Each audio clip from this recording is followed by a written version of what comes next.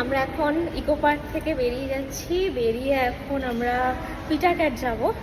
তো ওখানে আমাদের জিজো ওয়েট করছে অলরেডি।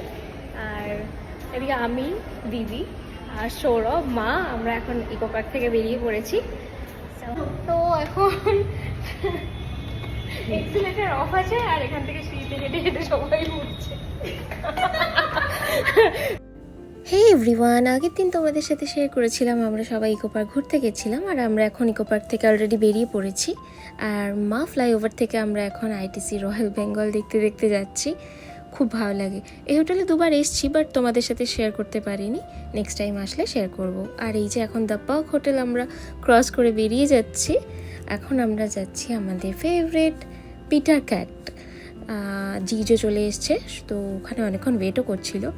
সো আমরা এখন একসাথে বসে পড়েছি ডিনারে।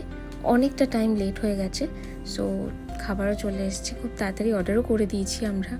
আসলে সবাই মিলে টাইম বের করাটা খুব ডিফিকাল্ট হয়ে যায়, বাট তাও আমরা চেষ্টা করি যে কোনো একটা টাইম যদি কিছুক্ষণেরও হয় তো আমরা কোনোভাবে বার তো করে নিই। সো তারপর আমরা একসাথে মিট করি এভাবেই। আর আমি এদিকে ভিডিও করব বলে সবাইকে অনেকক্ষণ ওয়েট করিয়েছি যাতে কেউ না খায়। তো আর কেউ ওয়েট করতে পারছে না, সবাই অলরেডি খাওয়া স্টার্ট করে ফেলেছে। আর আমরা এদিকে পিটার ক্যাট আসলে প্রন ফ্রাই নেবই নেব। আর এদিকে নিয়ে নিয়েছি আমাদের মোস্ট ফেভারিট ডিশ সিজলার। আর তোমাদের যদি এইরকম ভিডিও দেখতে ভালো লাগে তাহলে অবশ্যই লাইক, কমেন্ট, শেয়ার, সাবস্ক্রাইব করতে ভুলো না যেন। দেখা হবে পরের একটি ব্লগে। টাটা।